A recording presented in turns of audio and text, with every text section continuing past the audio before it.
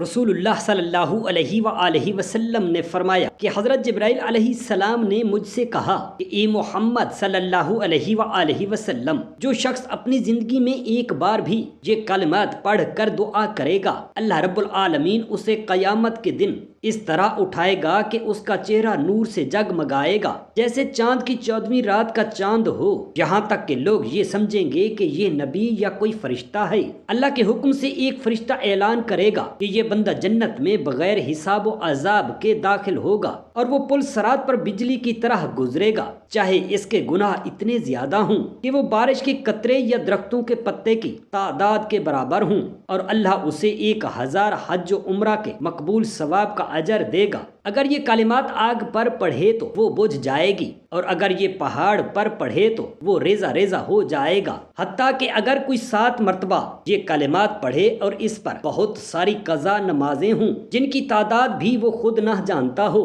تو اللہ رب العزت ان تمام قضا نمازوں کو ادا سمجھ لے گا، اور ہر قضا نماز کے بدلے 3 ادا نمازوں کا ثواب اس کے نامہ اعمال میں لکھ دے گا۔ اگر یہ کلمات پیاس کے لیے پڑھے تو اللہ رب العالمین اسے سیراب کرے گا، اور اگر بھوک کے لیے پڑھے تو اللہ اسے کھانا دے گا۔ حضرت ابوبکر صدیق رضی اللہ تعالی عنہ نے فرمایا کہ میں نے ان کلمات کو دن اور رات میں پڑھا، جس کی بدولت مجھے سرکار دو عالم صلی اللہ علیہ وآلہ وسلم کو خواب میں دیکھنے کا شرف حاصل ہوا۔ حضرت عمر فاروق رضی اللہ تعالی عنہ نے فرمایا کہ میں نے جب ان کلمات کو پڑھ کر اللہ سے کسی حاجت کے لیے دعا کی تو وہ حاجت پوری ہو گئی۔ اور حضرت عثمان غنی رضی اللہ تعالی عنہ نے بیان فرمایا کہ ایک دن میں قرآن مجید حفظ کرنے کی کوشش کر رہا تھا اور رسول اللہ صلی اللہ علیہ وسلم کی خدمت میں قرآن حفظ نہ ہونے کی شکایت کی، تو حضور نبی محترم صلی اللہ علیہ وآلہ وسلم نے مجھے ان کلمات کو پڑھنے کا حکم دیا۔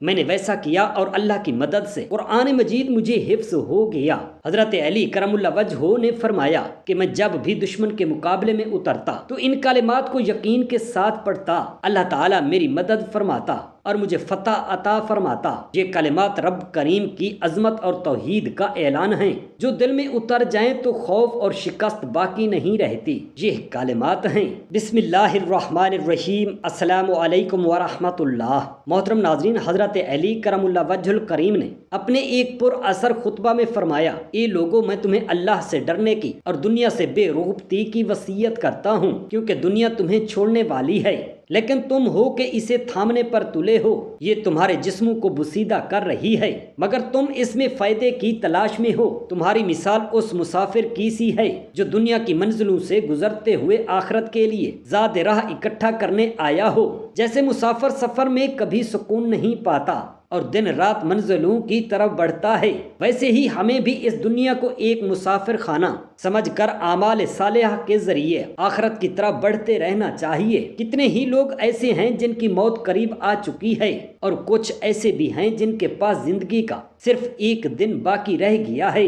دنیا کے رنج و غم پر افسوس نہ کرو، کیونکہ یہ سب فانی ہیں، ان کے زوال کا وقت قریب ہے۔ اس کی دولت پر خوش نہ ہو، کیونکہ یہ مال تمہارے ساتھ نہ رہے گا۔ طالب دنیا کی حالت عجیب ہے، وہ دنیا کے پیچھے بھاگ رہا ہے اور موت اس کے پیچھے۔ وہ موت سے غافل ہے، لیکن موت اس سے غافل نہیں ہے۔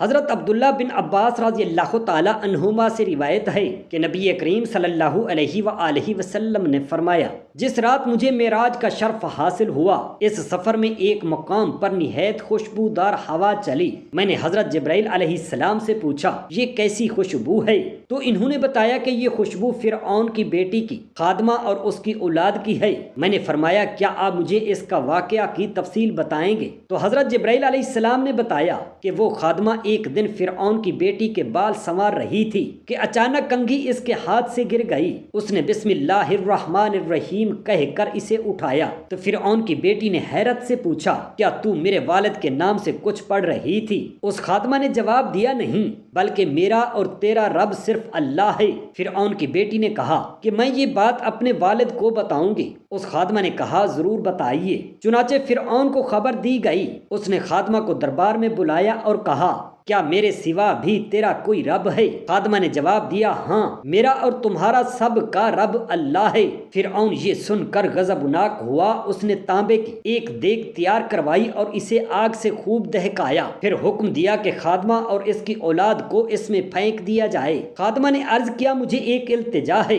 فرعون نے پوچھا وہ کیا ہے؟ اس خادمہ نے کہا جب ہم سب کو جلا دیا جائے تو ہماری ہڈیاں اکٹھی کر کے ایک کپڑے میں لپیٹ کر زمین میں دفنا دینا۔ فرعون نے کہا یہ تمہارا ہم پر حق ہے، ہم ایسا ہی کریں گے۔ پھر اس نے اس کے بچوں کو ایک ایک کر کے آگ میں ڈلوانا شروع کیا۔ وہ خادمہ اپنی آنکھوں سے یہ منظر دیکھتی رہی، یہاں تک کہ جب سب سے چھوٹے شیرخوار بچے کی باری آئی تو وہ ماں کچھ لمحوں کے لیے رکی۔ تاز بزم میں آئی تو اللہ کی قدرت سے وہ شیرخوار بچہ بول اٹھا، اے میری ماں حق پر ثابت قدم رہو، آگ میں چھلانگ لگاؤ، کیونکہ دنیا کی تکلیف آخرت کے عذاب کے مقابلے میں کچھ بھی نہیں۔ چنانچہ وہ بھی اپنے رب پر یقین رکھتے ہوئے آگ میں کود گئی۔ حضرت ابو حذیفہ رضی اللہ تعالی عنہ سے روایت ہے کہ رسول اللہ صلی اللہ علیہ وسلم نے فرمایا، اے آدمیوں کے گروہ زنا سے بچو، کیونکہ اس میں 6 خرابیاں ہیں، 3 دنیا میں اور 3 آخرت میں۔ دنیا کی 3 خرابیاں یہ ہیں کہ زنا کرنے والے سے حسن، نورانیت اور دل کی صفائی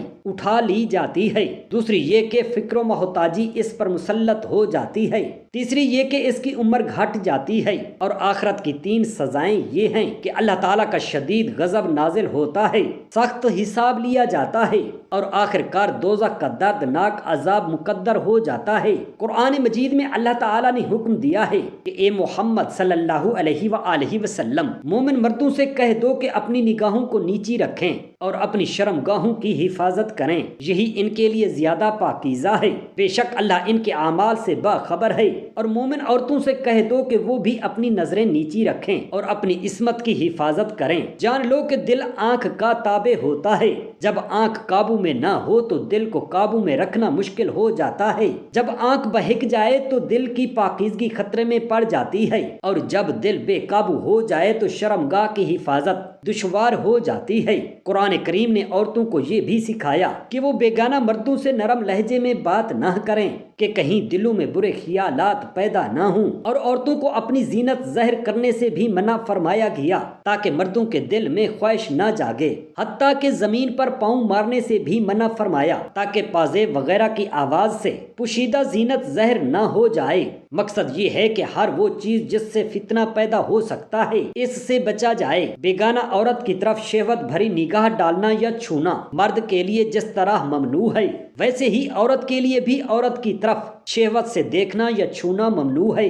عورت کو جائز نہیں کہ اپنے خاوند کے سوا کسی اور کے لیے بناؤ سنگھار کرے، چاہے وہ عورت ہو یا مرد ہو۔ اسی طرح جیسے مردوں کو نوعمر لڑکوں کو شہوت کی نظر سے دیکھنا حرام ہے، عورتوں کو بھی عورتوں کی طرف اس نیت سے دیکھنا یا ہاتھ لگانا حرام ہے۔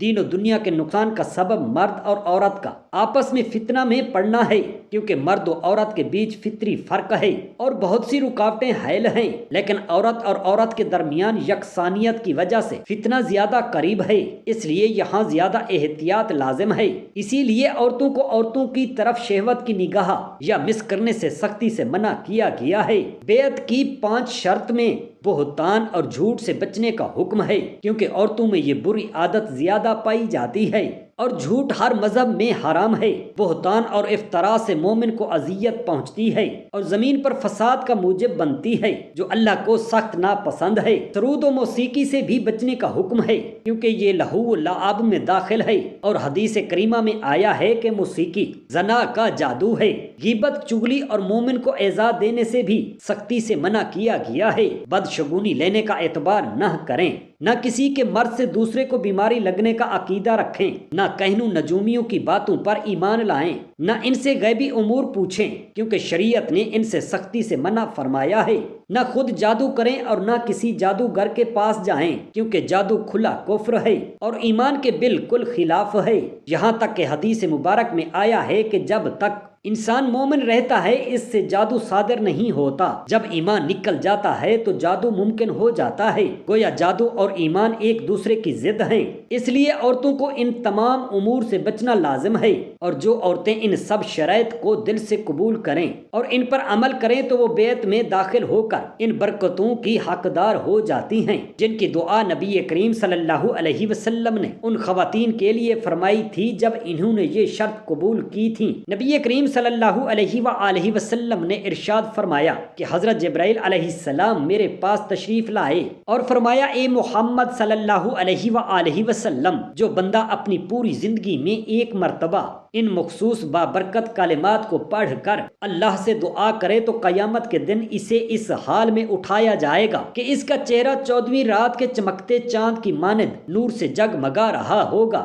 یہاں تک کہ لوگ اسے دیکھ کر گمان کریں گے کہ شاید یہ کوئی نبی ہے یا اللہ کا فرشتہ ہے۔ پھر اللہ کے حکم سے ایک نورانی فرشتہ اعلان کرے گا کہ یہ وہ خوش نصیب بندہ ہے جسے بغیر حساب و عذاب کے جنت میں داخل ہونے کی اجازت دے دی گئی ہے، اور یہ پل صراط کو بجلی کی تیزی سے طے کر لے گا، اگرچہ اس کے گناہ اتنے زیادہ ہوں کہ وہ بارش کے قطروں، درختوں کے پتوں اور زمین کے ذروں سے بھی بڑھ جائیں، پھر بھی اس کے گناہ معاف کر دیے جائیں گے اور اس کے حق میں 1000 مقبول حج اور 1000 عمرہ کا ثواب لکھا جائے گا۔ اگر ان کلمات کو آگ پر پڑھا جائے تو وہ آگ بجھ جائے گی، اگر پہاڑ پر پڑھا جائے تو وہ ریزہ ریزہ ہو جائے گا، اور اگر کوئی ان کلمات کو 7 مرتبہ پڑھ لے اور اس کے ذمہ بے شمار قضا نمازیں ہوں جن کی تعداد وہ خود بھی نہ جانتا ہو، تو اللہ تعالیٰ اس کے ان تمام قضا نمازوں کو ادا شدہ شمار فرمائے گا، بلکہ ہر قضا نماز کے بدلے اس کے نامہ اعمال میں 3 ادا شدہ نمازیں لکھ دی جائیں گی۔ اگر پیاسا ہو اور یہ دعا پڑھے